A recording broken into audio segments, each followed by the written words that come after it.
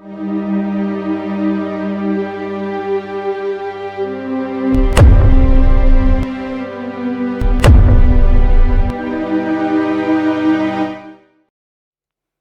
day, everybody. It is good to see you. Thank you for checking this out. Today's discussion that I'd like to go over is a subject that I have encountered, talked about privately for decades. And this video is going to be geared more toward the Freemasons that are watching, but can also apply to my fellow frauders and sorors of various orders. And for those of you even just outside looking in, interested in the fraternity and asking, why should I join any of these orders? What's the point? Now, the subject I'm going to discuss is that frustration. There is a frustration that you will encounter from people in these orders, particularly, and this is more specifically geared towards Freemasonry, but it does apply outside. And that frustration is essentially, if the Freemasonic order is supposed to be this mystical self-improvement, instilling morality, teaching you to curb your emotions, teaching you to sharpen your mind, etc. But other people treat it like tourism, basically. Some people will call those people tourists. You might hear them called dinner masons. It essentially means someone who's there for the socialization or for business networking and so forth. Okay, so that's the subject matter here. And this is a frustrating conversation that almost every esoteric will have at one point. Now, I will say that this is not a new conversation for me. I will say that I've known about Freemasonry all my life. I will say that I've heard Masons for decades complain about this who I knew to be esoteric. I was warned when I finally joined that it's not going to be what I expect. And then that even carries up into the advanced degrees. You get New York and Scottish Rite, and they're like, it's not going to be what you expect. It's going to be just it's a dinner club for people to network their businesses and whatnot. So I already knew that, and I did not expect it to be anything different. So in talking about some of this may annoy some of you if you're Freemasons, and that's fine. I'm going to tell you this is all from my perspective as an esoteric Freemason, what that means to me. It doesn't matter if it's Freemasonry. It doesn't matter if it's Rosicrucians. It doesn't matter if it's church. It doesn't matter what spiritual organization you're talking about. There will be a lot of quote-unquote tourists. There are people that are there for reasons other than spiritual enlightenment. Albert Pike is often lambasted by the fraternity for not representing them because he was very esoteric and mystical and symbology and all that. And a lot of Freemasons disagree with that. They say it has nothing to do with this. I have read in my studies men lamenting that the fraternity was turning into a drinking club from as late as the late 1600s, or sorry, from as early as the late 1600s. There are writings about people complaining that that's all it is. So it's always been a thing, right? This is stretched back for longer than anyone here has been alive. People have complained about this topic. And so again, this video is for you. This video is specifically for you if this is something that frustrates you. Now, I've shared this before in my other videos. I came to Freemasonry late in my life, not because I didn't know about it. I knew about Freemasonry. I knew what it was about. But the two other times that I tried to get into Freemasonry, I was living in the Midwest. And both times I was told I had to belong to a church before they would consider my petition. which Freemasons not supposed to care about what religion you follow, but in the Midwest they do, or at least a lot of the lodges do.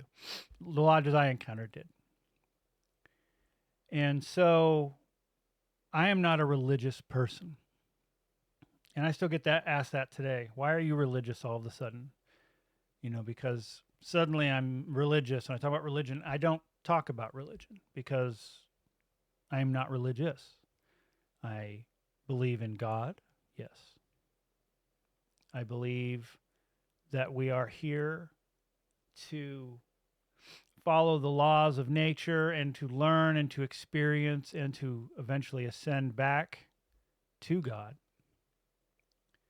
But I don't believe in religion. Religion, to me, and this is someone, I was raised Catholic, went to a Catholic school, went to catechism, was forcibly converted to evangelicism. I don't believe in religion. Religion is a codified way to take spirituality and your belief in God and put rules around it based off of some guy who said this is how you're supposed to do it, the way I tell you to do it. And it usually involves guilt and paying them lots of money for the privilege of when you die, you get to go to a heaven. To me, religion is about control. Now, I say that religion is not all bad. Religion for a lot of people is a good thing, and it can do good things in the world. And I celebrate that. For me, I am not religious. I am not here to follow anyone's way of telling me how to believe in God. Later in life, I discovered I aligned very, very closely to the Gnostic faith, and I am a Gnostic. So that is a form of Christianity. It's just not an acceptable form of Christianity to a lot of Christians. But I believe in multiple paths to the end. I believe that God is bigger than one religion and that the world is a big place. And in that big place, there are room for the many faces of God. That's what I believe. So based off of that,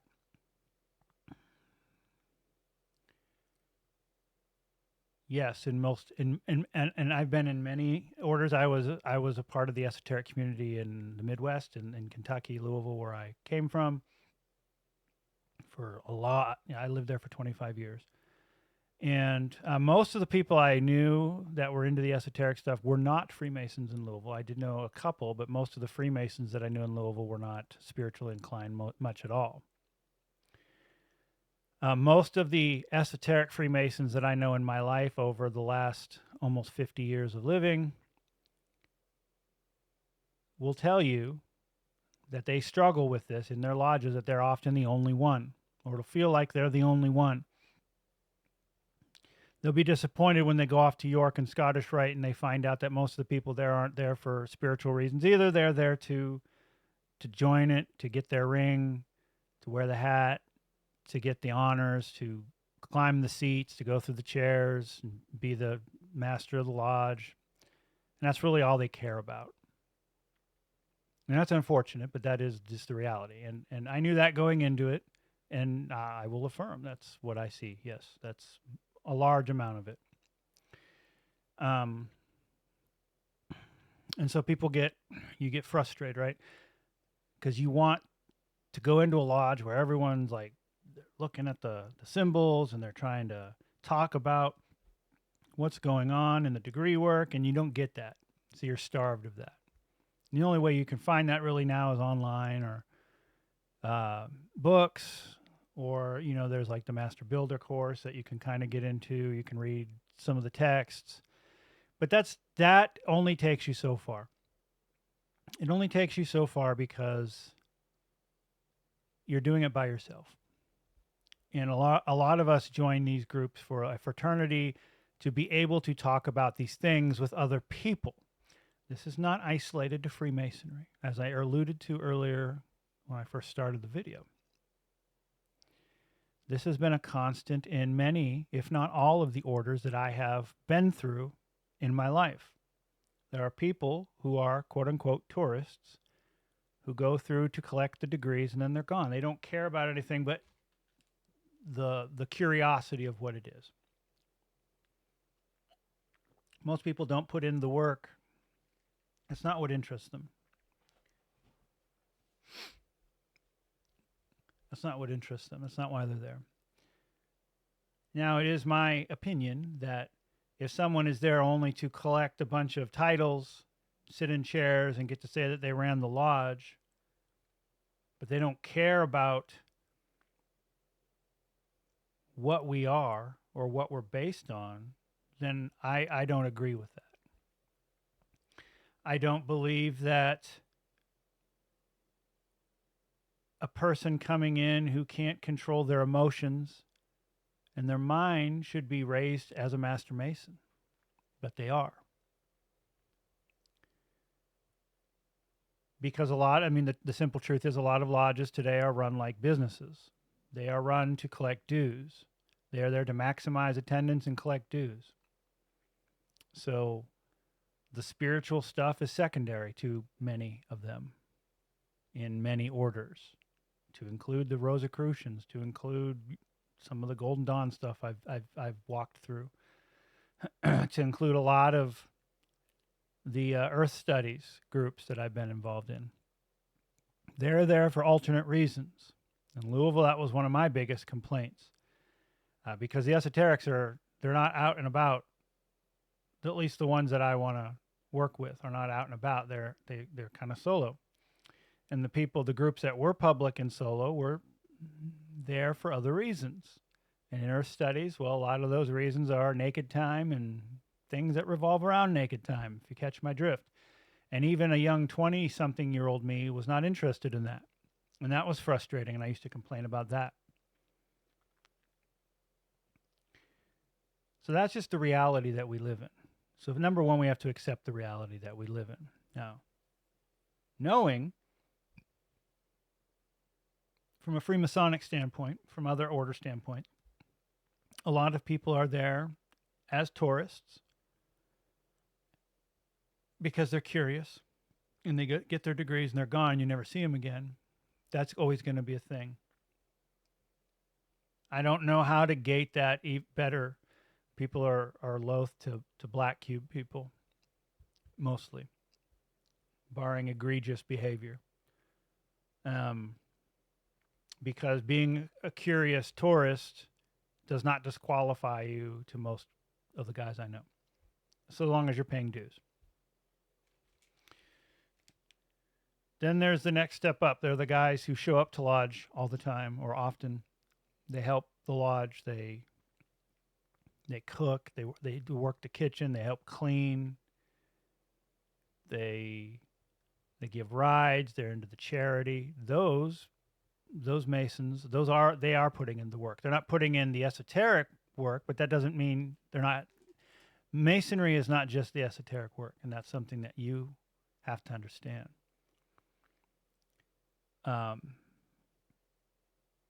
They are just that work that the people work in the kitchen and cleaning and keeping the roof up and helping keep the bills on or keep the lights on by paying their dues and all those things, and helping the charities and calling on brothers who are sick. All of those things may not be esoteric, but they are equally valuable. They are on the level. Esoterics is not greater than those things. So you have to keep that in mind. To some people, that is what they're here. That's their iteration. Service, work for the sake of work, helping their community. Those are all great things, and we should applaud those things and not complain, well, they're not into esoteric stuff. That doesn't matter. Then you have people who are into esoteric stuff, but they tend to want to use it for things that they shouldn't be using it for. We call that the left-hand path. That's also a thing. I avoid those people for the most part. That's a discussion for another time. And then there are the other people who are into the theurgy. They're into the Kabbalah for spiritual reasons, to help their community, to also help reintegrate themselves with the divine And that's where that's where my place is, I feel. And you'll find that there actually are a lot more of those people than you might give credit to, because most of us don't say anything. The same can be said in Scottish Rite and York Rite. Yes, a lot of those guys aren't really interested in esoterics, but they're helping the parades, they're helping the visibility, they're helping the charities, they're paying their dues, they're showing up to lodge, and they are a valued commodity to that lodge from their presence and brotherhood. Same in other orders. Yes, it's true that there are people in those appendant bodies who are there to network their businesses. That's a thing. You have no control over that. And if you have no control over that, then being upset about it is useless. All you can do is be an example. All you can do is serve in whatever way you serve best. And through your example, other people will notice and they will be drawn to that. And that's really the key. When people complain, I'm the only esoteric in the lodge and I'm just going to leave the lodge because it's not welcome here, what you've done is you've given up. Number one, you failed that test. Number two, there could be brothers in that lodge who are looking for the same thing, and now you're gone. You had that opportunity to be that example, and you're not there anymore. Number three, there could be new brothers that come into that lodge looking for that, and again, you're gone. And so the cycle repeats itself. Now, I understand that in some jurisdictions, you're not allowed to really talk about esoteric stuff. In the Midwest, I've heard I'm not in the Midwest or Florida, etc. So I cannot speak from experience. I can only tell you what I hear. What I hear is that it's frowned upon and that talking about it in lodge gets you in trouble. And in some places I've heard can get you expelled. That's unfortunate. But that doesn't stop you from being able to hold dinners or gather somewhere else and talk about it. You don't have to wave a flag. Now, I talk about it a lot. I have this channel and I like to discuss these things. Number one, because I can. Number two, because I've been doing it long enough where I've seen people go astray and hurt themselves and other people. And so I find that if I can maybe nudge someone away from that path, that I'm doing my service. That's my part. Number three, there are people who are interested and don't know where to begin. And again, I've been doing it long enough, or I may be a newer Freemason. I'm not new to what Freemasonry is about, but I'm a newer Freemason. But I've been in other orders for a very long time, and I can help them get started. You know, what they do with that is entirely up to them. I feel frustrated sometimes when I'm told that, because a lot of times, I mean, it's just a reality that the guys running the lodges are often businessmen, and they feel, and I know I ran into this year, they feel that the esoteric weirdo guys chase people off because the normal people like them won't want to join. I fully disagree with that, but that is a thing. That doesn't stop me from doing my work. It's just another obstacle on the path. It's another test to overcome. And I will continue to put my head down and run through those obstacles because that's just how I am. And that should be something I would ask of you. If you are being, your spirit is being dampened because you feel like you're the only one, I promise you, you're not the only one. But you're going to have to put in some work. You're going to have to put in some work to gather those people. And yes, the Blue Lodge or the Scottish Rite Lodge may not be the place you do that at because it may be frowned upon where you're at.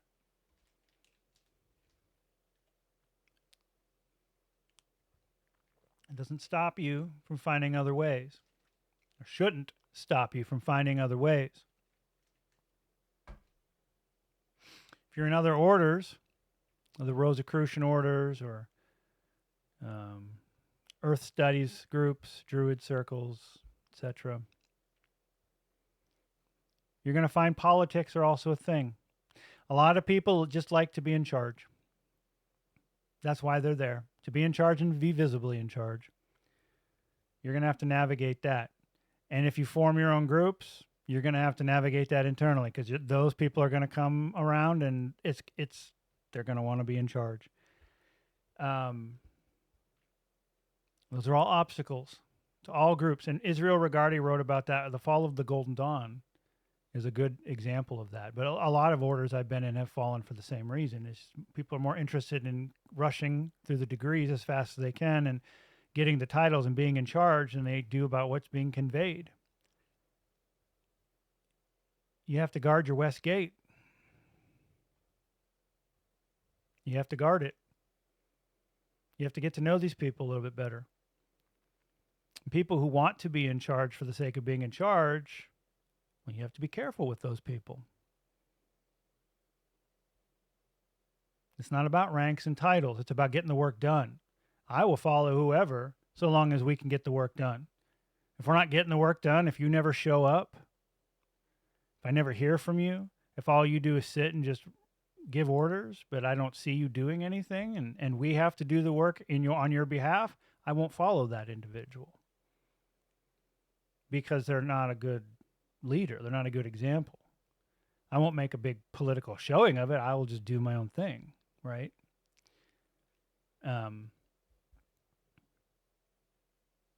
Those are things you have to keep in mind. You have free will. You have that will to make things happen. That's what the arcana is all about. Putting your will into action. How do you put your will into action? You do it. If you imagine it, it will happen. If you give up because it's too much work, well, then you didn't want it bad enough. Same thing with the people that don't put in the work. They idly go by, they go through a degree or two and they don't actually do any proficiency work, or they're not doing the reading. That's not up to you. That's their decision. Maybe in this life, that's all they're going to do. They're just going to kind of dabble at it a little bit, and then the next life they get more involved. That's really not for you to say.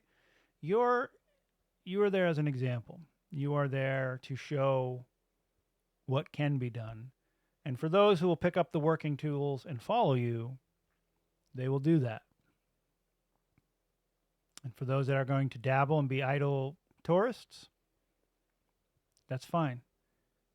And for those who are going to work in other ways that aren't esoteric, that's great. We all form the community that is what it is. And that's the important thing to remember. So that is my message today to my brothers primarily, struggling with feeling like you're alone in your lodge, or your lodge doesn't support esoterics, or Scottish Rite doesn't support esoterics. This is a known thing. You're going to have to put in some work to make what you want happen. And it's not something that just comes overnight. It's years of building something. And guard your West Gate, because it takes very little time for someone to take it down. So I hope that this was something that you could dwell upon for a moment and kind of think about. That everyone has their purpose in these orders. Guard your West Gate. Keep the people out who would actively destroy what you're doing, who are not representations of what you're after. You know, those individuals who can't control their emotions, can't control their egos, can't control their tempers. They have to work on themselves.